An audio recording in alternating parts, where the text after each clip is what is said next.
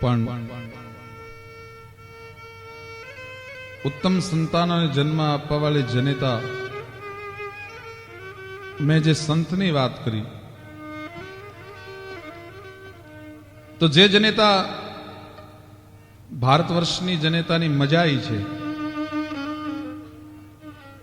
કે 10 વર્ષનો દીકરો હોય અને ધીંગાણાનો જ્યારે ઢોલ મંડે વાગવા, બાપ ઘરે ન હોય, હરિયલ ઘરે ન હોય અને ફળિયામાં કુંજરડા ફરે, પછી એને વયની વાટું નોય કેહર બચ્ચાને કાગડા. તેથી પોતાના 10 વર્ષના દીકરાને હાથમાં તરવાર આપી લોહીનું તિલક કરીને એમ કહેતી હોય, પ્રસૂતિ કી વેદના કો સફલ કરી દે શીઘ્ર, અને ઠંડા કર માકા પેટ ડંકા બજવા દે તું. અરે મર મિટ જાના कहलाना मर्दाना पूत, किंतु नहीं कायरता रंच दिखला दे तू.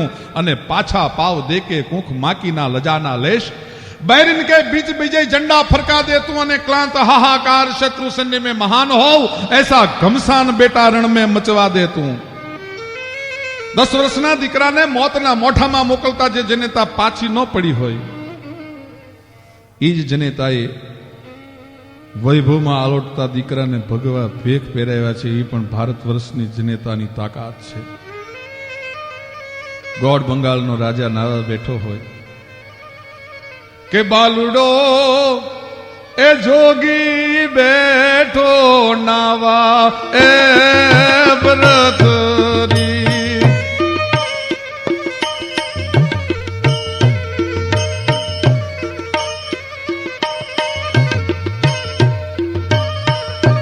સોનલા વાટકડીને રૂપલા કાંગસડી, બાલુડો જોગી બેઠો નવા એ વ્રતરી.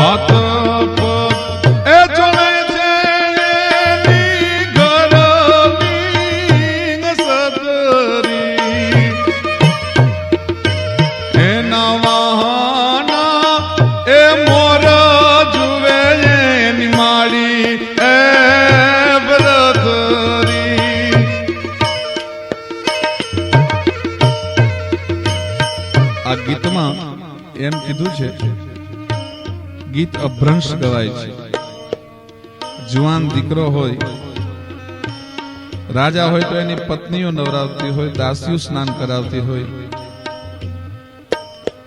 પણ માં અને પત્ની એક હારે જુવાન દીકરાને નવરાવતી હોય એવું કોઈ દી બને નહીં. હાથ પગ ચોળે છે એના ઘરની અસત્રી, અને વાહાના મોર ચોળે એની માડી, એમ કે છે. પણ એવું નથી. ગોળ બંગાળનો રાજા ગોપીચંદ નાવા બેઠો છે અને મેનાવતી અટારીમાં ઉભા ઉભા પોતાના દીકરાને નાતો જોવે છે. પટરાણીઓ એને અત્તર ઉમેરેલા જળથી સ્નાન કરાવે છે, અને દીકરાને નાતો જોયો ત્યાં આંખમાંથી આંગોડાની દાડ દાડ દાડ દાડ ધાર થઈ. એટલા બધા પાણીમાં ઘણા માણસ પ્રશ્ન કરે છે કે ગોપીચંદ નાતો તો એમાં જનેતાના 2 આંગુડા પડ્યા, એ ગોપીચંદ ને ખબર કેમ પડી? વિજ્ઞાન એટલું બધું આગળ વધ્યું છે કે આહુનું પૃથક્કરણ કરીને એટલું નક્કી કરી શકે કે આમાં ક્ષાર કેટલા ટકા છે. પણ હજી વિજ્ઞાન એ નથી શોધી શક્યું કે સુખના આંગુડા કેમ ટાઢા હોય, દુઃખના આંગુડા કેમ ઊના હોય. એ વેદનાના આહુજા ગોપીચંદના વાહામાં પડ્યા. અને આજે પણ હું એમ કહું છું કે માણસનું જ્યારે હાર્ટની સર્જરી કરવી હોય, માણસના જ્યારે હૃદયનું ઓપરેશન કરવું હોય, ત્યારે વાહામાંથી માણસના હાર્ટ સુધી પહોંચવા માટે એને વાહો ચીરવો પડે છે. એટલે ગોપીચંદને લોકકવિએ વાહામાં આહુડા પડ્યા છે. વાહામાં પડેલા આહુ એ સીધા હૃદય સુધી પહોંચ્યા છે.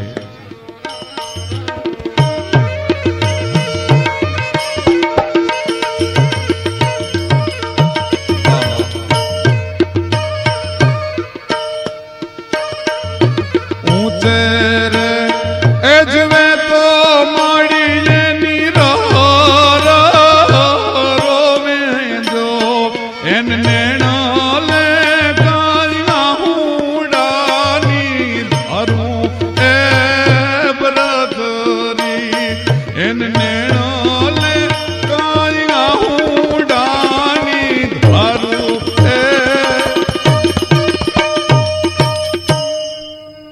માને રોતી જોઈ એટલે ગોપીચંદના મોઢામાંથી એટલા શબ્દ નીકળ્યા હતા કે માં તારી આંખમાં આહું કેમ આવ્યા? માં બોલે છે કાંઈ નહીં બેટા, મને સુખના આહુડા આવ્યા, તને વૈભવમાં આળોટતો જોયો દીકરા એટલે મને હરખ થયો. ના માં, તારા ઊના આહુડા એમ કે છે કે તને વેદનાના આહું છે.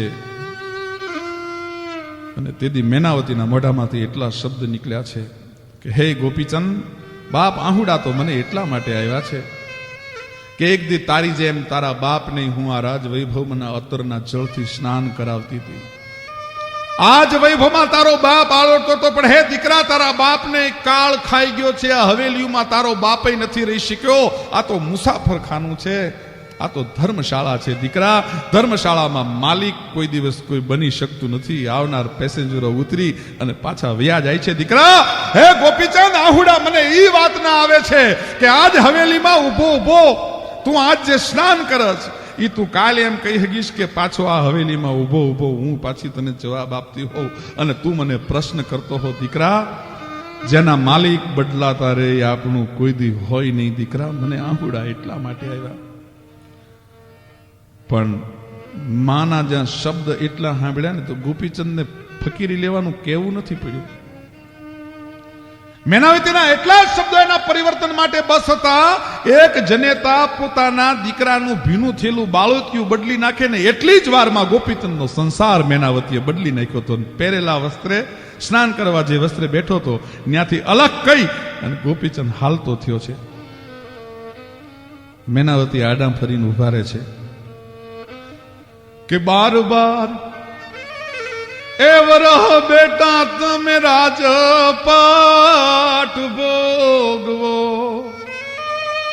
અને તેર મેં એ વરહે રે લેજો તમે બેક રે વ્રથરી. ગોપીચંદ માને પૂછે છે, માં, હમણાં તો એમ કહેતી હતી કે દેહ નશ્વર છે, ઘડીકની ખબર નથી, આ વૈભવ કાયમ ટકવાનો નથી. ઈ જ કહેવા વાળી માં તું મને 12 વર્ષના રાજપાટ ભોગવવાની વાત કરસ. માં તું મને જવાબ આપ. તેથી હાલતા થયેલા ગોપીચંદને મેનાવતીના મોઢામાંથી શબ્દ નીકળ્યા હતા, બેટા, પાછી નથી વાળતી, પણ ભેખ એમ નામ નથી લેવાતો. દીકરા, મારા 12 વર્ષની વાતને તું સમજી નથી શક્યો. બાપ, 5 જ્ઞાનેન્દ્રિય, 5 કર્મેન્દ્રિય, 11મું મન અને 12મી બુદ્ધિ, આ 12 ઉપર જે વિજય કરી શકે, જે રાજ કરી શકે ને એને જ ભેખ લેવાની છૂટ છે. બાકી કાંગલાથી ભેખ લેવાતા નથી. દીકરા, આ 12 ઉપર જો તું વિજય મેળવી હોય, આ 12 ઉપર જો તારી સત્તા હાલે તો જ તું 13મું સંન્યાસનું સ્ટેપ લેજે, તો જ તું સંન્યાસનું પગલું ભરજે, નહીતર રાજવૈભવથી બહાર નીકળતો નહીં. પણ દીકરા, આ 12 ઉપર જેણે વિજય મેળવ્યો હોય ને એ એક જગ્યાએ એનો વિજય ધોવાઈ જાય છે. દેશ રે એ જાજે ને બેટા તું તો પર દે જાજે જો, પણ એકનો એ તું જાતો બેનલબાન દેશ એ ભરથરી. બેટા, બેનના આહુડામાં દુનિયાનો કોઈ પુરુષ એવો નથી જન્મો કે જેનો વૈરાગ, જેનો આત્મબળ એ ધોવાઈ ન જાય. કારણ કે બેનલબા એ જોહે રે બેટા તારી આવી ભગવી કંથાયું જો, તો રોઈ રોઈ ઈરણ ને છલકાવે એ ભરથરી. બેન નહીં જોઈ શકે. બાપ, દુનિયામાં બધે જાજે, કારણ કે બેન એટલા માટે નથી જોઈ શકતી. સત્ય ઘટનાનો વચ્ચે 1 મિનિટનો આપણે પ્રસંગ કહી દઉં. રામ વાળો એમ થયું કે હવે મારાથી જાજુ જીવાહે નહીં, છેલ્લા બધા સગા સંબંધીને મળી લઉં. ઉનાથી જૂના સુધી કોઈ નારીનો ફરે નીર ત્યાં તો નતની રીડો રીડ તારી રોંઢા દીની રામડા. એવો ખુખાર સૌરાષ્ટ્રનો બારવટીયો ઈ જ્યારે જીવનના છેલ્લા શ્વાસ એને એમ થયું કે હવે આ જગતમાં જાજુ જીવાહે નહીં, સગા સંબંધી મિત્રોને એકવાર મળી લઉં, અને ઘોડાની માથેથી સવાર થઈને નીકળ્યા ત્યારે સુરા બારોટ નામનો બારોટ એની હારે હતો. બેનનું ગામ આવ્યું એટલે સુરા બારોટે કીધું, રામભાઈ બેનને મળતા નથી જાવું. તેથી બારવટિયાની આંખ ભીંજાઈ ગઈ છે. બારોટજી, બેનને મળ્યા વગર તો જવાય નહીં, પણ હે બારોટ બાપ બેનને મળું અને બોન મારા મીઠણા લે ને એ વખતે એના હાથમાં જો હું કાંઈ ન આપું તો હું રામ વાળો નહીં. પણ હે સુરા બારોટ, મારી પાસે મારા ખડિયામાં જે રૂપિયા છે ને એ રૂપિયા લોહીના છે, અને લોહીનો રૂપિયો બેનને અપાય નહીં, અને જો બેનને રૂપિયો આપ્યા વગર મળું તો હું રામ વાળો નહીં, એટલે હું છેલ્લે બેનને નહીં મળી શકું. ભાઈ એક બારવટિયાને રોવરાવ્યો છે, બેનના આંહુડાએ કીધું તું બેટા બધે જવાની છૂટ છે, પણ જોજે હો બેનને દેશ ન જાતો, તારો સંન્યાસ કદાચ બેનના આંહુડા ધોઈ નાખશે. ગોપીચંદને એમ થયું કે વોરંટ હોય ત્યાં સુધી માણસને પકડાઈ જવાની બીક લાગે, પણ પોલીસ સ્ટેશને હાજર થઈ જાય પછી બીક ન રહે. એમ ગોપીચંદને એમ થયું કે બધે રખડવું એ કરતા સંન્યાસની પહેલું પારખું ભલે બેનની આગળ થઈ જાય પણ ત્યાં જાવું હો.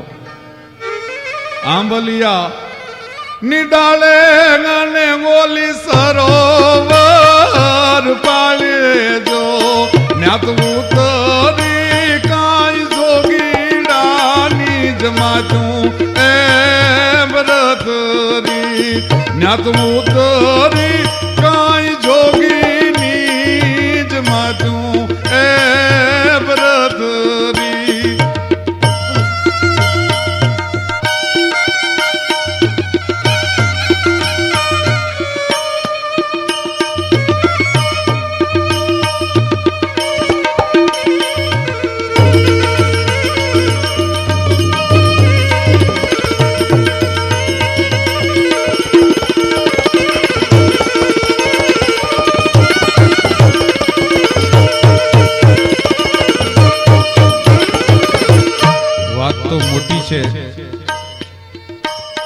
ટૂંકમાં હું આપને વાત કરું છું કે ગોપીચંદની બેન અને ગોપીચંદ મળે છે. બેન એમ કે છે કે વીર તારા રાજપાટ પાછા અપાવ, બાપ પાછો વળી જા. તેથી ગોપીચંદના મોઢામાંથી શબ્દ નીકળ્યા, બોન હવે પાછું ન વળાય.